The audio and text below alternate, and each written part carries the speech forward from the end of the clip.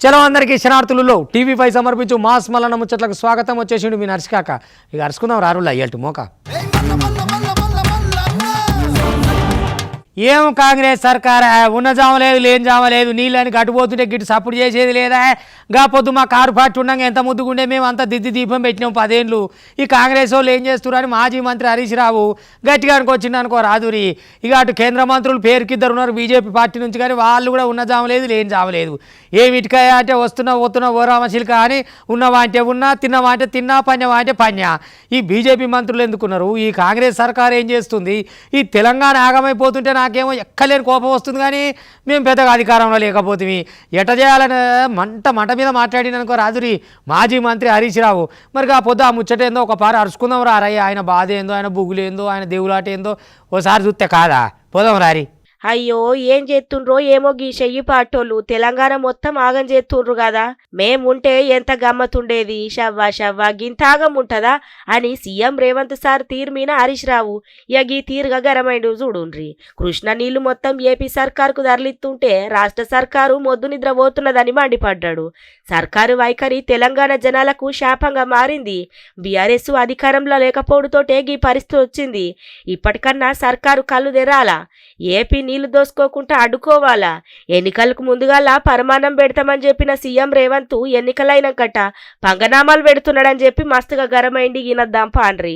ఆంధ్రప్రదేశ్ ప్రభుత్వం రోజు 10,000 క్యూసెక్కుల నీళ్లు తరలించకపోతుంటే తెలంగాణ ప్రభుత్వం చేవజచ్చి చేష్టలుడిగి చేతులు కట్టుకొని చూస్తూ ఉన్నారు. నీళ్ల మంత్రి నీళ్లు నములుతూ ఉన్నాడు.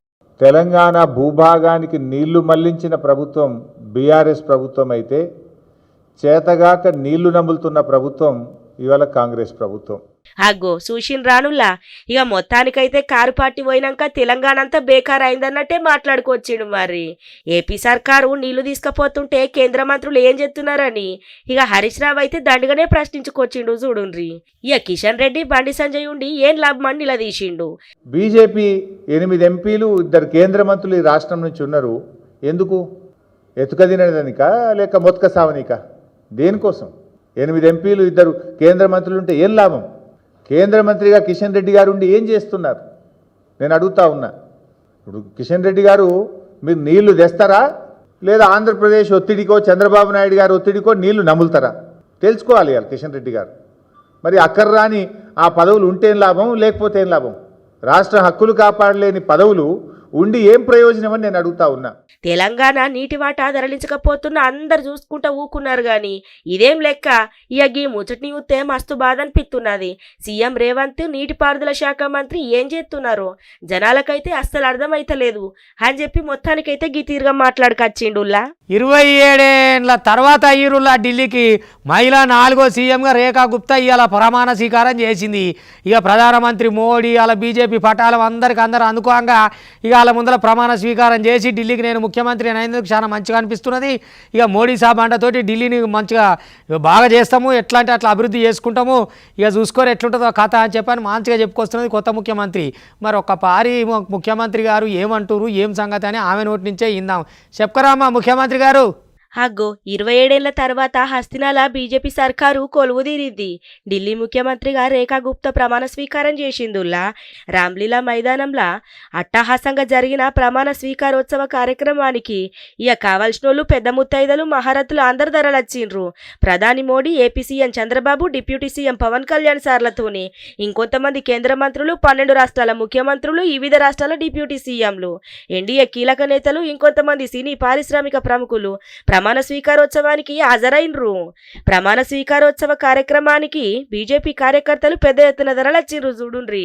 रेखा गुप्ता ईश्वर की शपथ लेती हूँ कि मैं विधि द्वारा स्थापित भारत के संविधान के प्रति सच्ची श्रद्धा और निष्ठा रखूंगी. मैं भारत की प्रभुता और अखंडता अक्षुण्ण रखूंगी. मैं मुख्यमंत्री के रूप में अपने कर्तव्यों का श्रद्धापूर्वक और शुद्ध अंतःकरण से निर्वहन करूंगी। ఎన్డీఏ అగ్రనేతలంతా తరలచ్చుడితోటి రామ్లీలా మైదానంలా ఇక కోలాహలంగా కనిపించింది అనుకో రాదుర్రి. ఇక ప్రమాణ స్వీకారోత్సవానికి ముందు వేదిక మీద చేరుకున్న ప్రధాని మోడీ అతిథులను వరుసగా వల్కరించుకొచ్చిండు. CM Chandrababu, deputy CM Pawan Kalyan తోటి మోడీ సారు జర్రంతా ఇక బాగానే మాట్లాడుకొచ్చిండు. ఇక అందరితోటి కలిసి ముగ్గురు నేతలు నవ్వుకుంటా ఇక చూడుండ్రి ఎంత గమ్మత్తున్నదో వేదిక మీద. అగ్గో చూసిన రానుల్లా ఇక సీఎం రేఖా గుప్తాతో పాటు 6 మంత్రులు ప్రమాణ స్వీకారం చేసిండ్రు. పర్వేష్ వర్మ, ఆషీద్ సూద్, మంజిందర్ సింగ్ సిర్సా, రవీంద్ర ఇంద్రాజు, కపిల్ మిశ్రా, పంకజ్ కుమార్ సింగ్ ఈ మంత్రులు ప్రమాణ స్వీకారం చేసిండ్రు. పర్వేష్ వర్మ డిప్యూటీ సీఎంగా కొనసాగబోతున్నాడుల్లా. రేఖా గుప్తా ఢిల్లీ పాలన పగ్గాలు అందుకున్నది. కారు పార్టీ వాళ్ళే కారు కూతలే బీజేపీ వాళ్ళే ఒట్టి ముచ్చట్లేనాయా.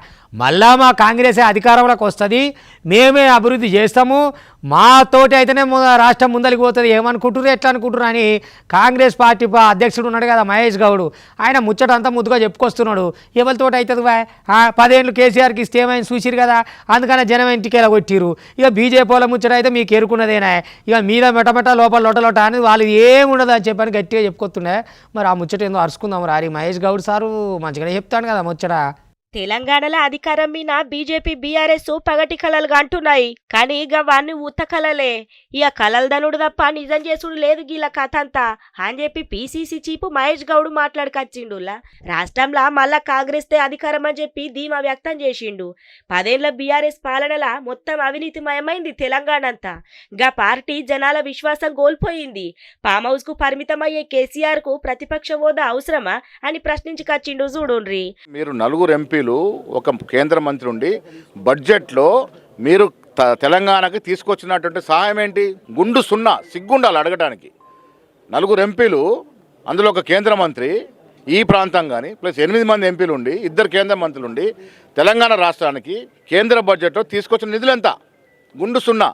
అడిగే ముందు మీరు ఏమన్నా ఆలోచించుకోవాలా. ఇవాళ 8 మంది ఎంపీలు గెలిచిన తెలంగాణ ప్రజలకు ఒరిగిందేమీ లేదు. 10 ఏళ్ళు వంచన గురైంది. ఇవాళ ఈ రాష్ట్రంలో అన్ని జాతులు, ఎస్సీ, ఎస్టీ, బీసీ, మైనార్టీ ఆదుకుంటా ఉన్నాం. రిజర్వేషన్ ఆషామాషి కాదు. బీసీ గ్రాడ్యుయేట్లు ఇలా ఆలోచించుకోవాలి. ఈ రాష్ట్రంలో 42% చట్టబద్ధత కల్పించడం దేశ స్వాతంత్ర చరిత్రలో మొదటి అధ్యాయం ఇది.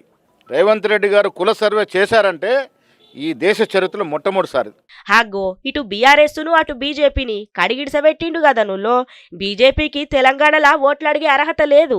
రాష్ట్రం కాంచెల్లి 2 కేంద్ర మంత్రులు, 8 మంది ఎంపీలున్న రాష్ట్రానికి నయా పైసా పట్టుకరాలేరు. గీలతోటి ఏమైతుంది? మళ్ళా పక్కగా మా కాంగ్రెసే అత్తది. కాంగ్రెస్ అంటే ప్రజా సర్కారు, ఏదున్నా జనాల కోసం చేస్తాం. తెలంగాణలో బీఆర్ఎస్ బీజేపీలు ఆటలు జాగాయి అని చెప్పి గీతీరుగా మాట్లాడుకొచ్చిండు పీసీసీ చీఫ్ మహేష్ గౌడ్. నేర్పురు సారు, మా పోరగాళ్ళకు మేము ఇంటికాడ ఏం పని నేర్పపోతుంది, మీరు గిన్నెలు కడిగేది, భూ వండేది, వంట చేసేది, పొయ్యిల కట్టెలు పెట్టేది, గొట్టం పెట్టి ఊదేది, చదువుకోమని హాస్టల్కి పంపితే పోరగాళ్ళతోటి కోడిగుడ్లు అలిపించుకుంటా, బియ్యం కడిగిపించుకుంటా, ఆ భూ వండిపించుకుంటా. మరి ఆ సిబ్బంది ఎందుకున్నారు? వాళ్ళకి నెల జీతం ఎందుకు ఇస్తున్నారు? సిబ్బంది ఉండగా అంత ఇబ్బందులు ఎందుకు అవుతున్నాయి? పోరగాళ్ళతోటి ఏడా చేపిస్తున్నారు? ఏం సంగతి? ఇంతకు ఇది ఏ ఊరు, ఏ హాస్టల్, ఏం కథ తెలుసుకోవాలి కదా. పోరగాళ్ళకు హాస్టల్ ఉంది కదా అని పంపితే అరిగోస పెట్టుకుంటే ఈ పనులన్నీ చేపిస్తుంటే పోరగాళ్ళు ఏమి సారు మేము చదువుకోవడానికి వచ్చినాం, ఆయన బాసనలు కడుగుతానికి వచ్చినామా, ఏంది మా బతుకు అని చెప్పి బకెట్ల నీళ్ళు పట్టుకుంటే పోరగాళ్ళు వస్తురట. మరి ఆ కథ ఏందో అరుచుకుందాం రారయ్యా. ఏ హాస్టల్, ఏ ఊరు అనేది. ఇక మీరెందుకున్నట్టు పిల్లగాడ్లతోటి బువ్వల కూరలు అనిపించినాక అంట మనుషులు ఎందుకు పోవాలే మరి. ఇక చూడుండ్రులా సంగారెడ్డి జిల్లాలోన్న కంటీల తెలంగాణ ట్రైబల్ వెల్ఫేర్ కాలేజీ హాస్టల్లా ఇక చూడుండ్రి ఎట్లా చేపిస్తుండ్రో పొలగాడ్లతోటి పని. ఇక అక్కడ హాస్టల్లా పిల్లగాడ్లతోటే వంట పని చేపిస్తుందట అక్కడున్న సిబ్బంది. పొద్దుగాల టిఫిను పిల్లగాడ్లే స్వయంగా తయారు చేసిండ్రట. చదువు కోసము హాస్టల్లుంటే వాళ్ళతోటి పని చేపిస్తున్నారని పాపం విద్యార్థులు మస్తుగా బాధపడటిండ్రు. ఇక ఉన్నతాధికారుల దృష్టి పెట్టి జరంతా మా బాధని చూడాలని ఇక మొత్తానికైతే మొరబెట్టుకుంటుండ్రు. కావాలంటే చూడుండ్రి. హాగో చూసిన రానుల్లా గీ కాలేజీలు, హాస్టళ్ళు పొలగాడ్లు చదువుకునేతందుక లేకపోతే అంట పనులు చేసేతందుక. మొన్న కూడా ఈ స్కూల్లో కోడిగుడ్ల పొట్టు తీసుడు, కూరగాయలు కోసుడు గివన్నీ చేపించిండ్రట. ఇక ఇప్పుడు స్వయంగా చూస్తే ఇక ఇక్కడ మగపిల్లగాళ్ళ కాలేజీ హాస్టల్లా పొద్దుగల టిఫిన్ చేపిస్తురట. చూడుండ్రి, టిఫిన్ ఒక్కటే కాదు, పొద్దుకి పగటీలి మొత్తం గీళ్ళతోటే వంటలు కూడా చేపిస్తాండ్రట. మేము చదువుకోవాలనా లేకపోతే వంటలు వండాలనా? ఇక మరి వీళ్ళందరూ ఉండేందుకు వీళ్ళకు జీతాలు తీసుకొచ్చుడెందుకు అని చెప్పి పిల్లగాండ్లు అయితే బాగా బాధపడుతుండ్రు. ఇవో మందికి చెప్పుడు కాదే, ముందుగా మనమే చేయాలని చెప్పి కలెక్టరేట్ చేసిండు. చూడుండ్రి, మీరు అధికారులు ఎవరైతే ఉన్నారో ఆఫీసులకు వచ్చే కార్యాలయ నిర్వహణ సిబ్బంది ఎవరైతే ఉన్నారో అందరూ కూడా హెల్మెట్ పెట్టుకొని ఆఫీసులకు రావాలి కలెక్టరేట్లకు, లేకపోతే రానివ్వద్దు. అందరు హెల్మెట్ పెట్టుకోవాలి, ప్రాణాలు కాపాడుకోవాలి, ఇతరులకు ముప్పు జరగకుండా చూడాలని చెప్పి కలెక్టర్ పనిమాల సిబ్బందికి చెప్పిండట. ఇక ముందుగా దాంట్లోకి వచ్చే సిబ్బంది ఉంటారు కదా, ఇక ఒక ఆయన కావాలి ఉండుకుంటా హెల్మెట్ ఉన్నదా లేదా, హెల్మెట్ లేకపోతే నాడు ఇంటికి పోయి తెచ్చుకో లేకపోతే కొనుక్కొచ్చుకో, అంతేగాని హెల్మెట్ లేకుండా ఆఫీస్కి రావద్దు, అందరు హెల్మెట్ ధరించాలని చెప్తున్నాడట. ఎంత మంచి ముచ్చటుల్లా కలెక్టరే చొరవ తీసుకొని ముందుగా ఉద్యోగులు అంటే ఎందుకంటే మనము చెప్పుడే కాదు ఆచరించి చూపించాలి కదా. అందుకని ముందుగా ఇక కలెక్టర్ ఆఫీసులో ఉన్న అధికారులందరికీ హెల్మెట్లు పెట్టుకుంటే చేసిండట. అట్టయితేనే ఆఫీస్కి రావాలని చెప్పిండట. ఇక జనాలకు కూడా మనం ఇన్స్పైర్గా ఉండాలి, ఆదర్శంగా ఉండాలని చెప్తున్నాడట. మంచి ముచ్చటే చెప్తున్నాం సార్, మొత్తం మీద అయితే గట్లుండాలి చూడురి. ఇయ్యాల రేపట్ల ఎన్ని యాక్సిడెంట్లు అయితలేవు చెప్పుండ్రి. అట్నుంచి వచ్చే బండి ఇట్నుంచి వచ్చే బండి రెండింటిని రెండు టక్కర్ చేసుకొని పానాలు కోల్పోయిన వాళ్ళు ఎంతమంది ఉన్నారు చెప్పుండ్రి. వయసుతోటి సంబంధం లేక మస్తు మంది దాకా జీవనాలు ఇడతారు రోడ్డు మీద. ఇక మన జాగ్రత్తల మనం ఉంటే ఇవన్నిటి నుంచి బయటకు రావచ్చు కదా నుల్లా. ఇక రోడ్డు భద్రత నియమాలను పాటించాలి, హెల్మెట్ను పెట్టుకోవాలి. హెల్మెట్ లేకపోతే ఉద్యోగులకైనా సామాన్య జనాలకైనా కలెక్టర్ కార్యాలయంలకు ప్రవేశం లేదు. హెల్మెట్ మన ప్రాణానికి రక్షణ నిల్తది. కలెక్టర్ రాహుల్ రాజు జిల్లా ప్రజలకు ఇక కలెక్టరేటు కార్యాలయ వివిధ శాఖల ఉద్యోగులకు గిరి తీరుగా చెప్పుకొచ్చిండు చూడుండ్రి. రీసెంట్ గా మనం చూస్తే కూడా చాలా యాక్సిడెంట్స్, ఎస్పెషల్లీ 2-వీలర్ యాక్సిడెంట్స్, చిన్న హెల్మెట్ పెట్టుకుంటే కూడా వాళ్ళ ప్రాణాలు సేవ్ అయ్యే ఛాన్స్ ఉండే. బట్ అయినా కానీ వాళ్ళు ఎవరు కూడా హెల్మెట్ పెట్టుకుంటలేరు. సో దాన్ని దృష్టిలో పెట్టుకొని ఫస్ట్ మనము ప్రజలకి చెప్పే ముందు జిల్లా అధికారులు కానివ్వండి, జిల్లాలో పనిచేస్తున్న ప్రభుత్వం తరఫున పనిచేస్తున్న ప్రతి ఒక్కరు కూడా వాళ్ళు ఎవరెవరైతే 2-వీలర్స్ వాడుతూ ఉన్నారో వాళ్ళందరూ కూడా హెల్మెట్ పెట్టుకోవాలనేసి మనం ఒక డిసిజన్ తీసుకోవడం జరిగింది. మరి దాంట్లో భాగంగా మన డిస్ట్రిక్ట్ ఆఫీస్, మన ఇంటిగ్రేటెడ్ డిస్ట్రిక్ట్ ఆఫీస్ కాంప్లెక్స్ కలెక్టరేట్లో అయితేనేమి, వేరే అదర్ ఆఫీసెస్లో అయితేనేమి నో హెల్మెట్ నో ఎంట్రీ అనేసి మనం ఒక స్లోగన్ తీసుకున్నాం. మెదకు జిల్లా కేంద్రంలా కలెక్టర్ కార్యాలయ ప్రధాన గేట్ కాడ ఇక వివిధ శాఖలల్లో పనిచేసే బైక్లున్న ఉద్యోగులను హెల్మెట్ ధరించకుండా ఇక ఎవలెవలైతే అత్తరోగాలను లోపటికి వచ్చేందుకు అనుమతి లేదని చెప్పి గీతీరుగా చెప్పుకొచ్చిండు. హెల్మెట్ తోటి ఎన్ని ఉపయోగాలో అని చెప్పి ట్రాఫిక్ నిబంధనల మీద అవగాహన కల్పించిండు జిల్లా కలెక్టర్ రాహుల్ రాజు. ఇక ఈ సందర్భంగా కలెక్టర్ సార్ మాట్లాడుకుంటా జిల్లా జనాలు కలెక్టరేట్ ఉద్యోగులు ట్రాఫిక్ గమ్యస్థానం చేరుడు కూడా అంతే ముఖ్యమని, బండి మీద ప్రయాణం చేసేటప్పుడు కొన్ని జాగ్రత్తలు తీసుకోవాలని, ఎట్టి పరిస్థితులల్లో హెల్మెట్ లేకుండా ప్రయాణం చేయొద్దని, మన కోసం మన కుటుంబం ఆధారపడి ఉన్నదని, మన ప్రాణానికి నష్టం జరిగితే కుటుంబంకి పెద్ద దిక్కు కోల్పోతుందని ఇవన్నీ గుర్తుంచుకొని మొదలు పెట్టుకొని బండి మీద వచ్చేటప్పుడు హెల్మెట్ పెట్టుకోవాలా, అన్ని కాగితాలు కూడా జేబులు ఉంచుకోవాలా, అందుబాటులో ఉంచుకోవాలని సూచించిండుల్లా. అలాగనే తెలివంటే ఇట్లా ఉండాలి కదా. బంగారం కొందామంటే ఇవాళ రేపట్టు బగ్గు అంటుండే రేట్లు. ఇక ఏం కొంటాం, నకిలీ బంగారం తోటి షేట్నన్నా బోల్తా కొడతాం అని ఇద్దరు ఆడవాళ్ళు మంచి ప్లాన్ చేసిరు. అమ్మ వీళ్ళని చూస్తే ఇక రేపు మనం కూడా చిన్న గిట్ట చేస్తే బాగుండుగా అనిపిస్తట్టుంది కొంతమందికి. అయితే ఎంత ఈ రంగంలో ఆడవాళ్ళు అమ్మ వీళ్ళు. ఇక మొత్తానికి ఆడున్న బంగారం షాపోనికే నకిలీ బంగారంతో టోకరా వేసింది కాక మళ్ళీ అందులోకెళ్ళి 5,000 ఆ నెత్తిలో కుచ్చుటోపి కూడా పెట్టిపోయారంటే ఎంత తీసిమారకాలు చూడుర్రి. గిట్లుండాలి ఇవాళ రేపట్ల ఆడవాళ్ళు. ఊరికే కొంతమంది ఉంటారు ఎంతసేపు ఇంట్లో మొత్తుకున్నారు తప్ప యువతలు ఏ తెలివి ఉండదు. గిల్లు చూడురి అజకార వాళ్ళకి అడ్రస్లు ఎక్కున్నారు, ఆటం బాంబులు ఎక్కున్నారు. బంగారం షాపోనికే బోల్తా కొట్టించారంటే మామూలు గజలక్ష్మి ఐళ్ళు. ఒక్కసారి చూడురి అబ్బా ఎంత బంగారు తల్లులు అమ్మ మీరు, మీ సకదనం పాడైపోను కదరా. ఇక చూడరు ఒక్క పరి. బంగారాన్ని ముట్టేటట్టు లేదు, తాకేటట్టు లేదు, గంతగనం పిరమై కూసున్నది.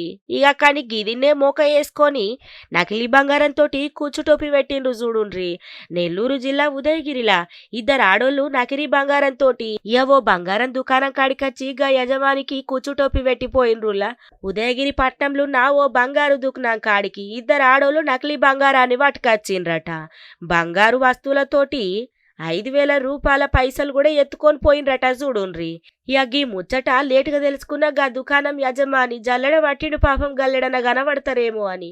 ఇక కనబడకపోవుడుతోటి పోలీసుల కాడికి పోయి ఇక మొర మొత్తం ఆలకించుకున్నాడు చూడుండ్రి. వామ్మో భలే కేడీలు ఉన్నారు కదా. ఇక బంగారం అయితే బగ్గపిరమైంది, కొనేటట్టు లేదు అని చెప్పి గిట్ల పీలానేసినట్టు ఉన్నారు. ఇక బంగారమే కాదులా పైసలు కూడా 5,000 రూపాయల దాకా పట్టుకపోయిండ్రట. అంటే ఇటు దొంగతనము ఇక అటు మోసము రెండు చేసిండ్రు పోండ్రి. ఈ కథ సల్లగుండా ఇప్పటికే మస్తు పిరమై కూసున్నదంటే గింతాగమానుల్లా. ఇయ్యాల రేపట్ల ఎవ్వల్ని నమ్మచ్చేటట్టు లేదు. జరా ఇది మంచిదా లేకపోతే అసలుదా చూసి తీసుకోండ్రుల్లో. ఇంకా గివన్నటి వాళ్ళ TV5 సమర్పించే మాస్ మల్లన్న ముచ్చట్లు చూస్తూనే ఉంటుంది. మళ్ళీ రేపు ఇది వరదాకా మీ TV5. ఇగుంటా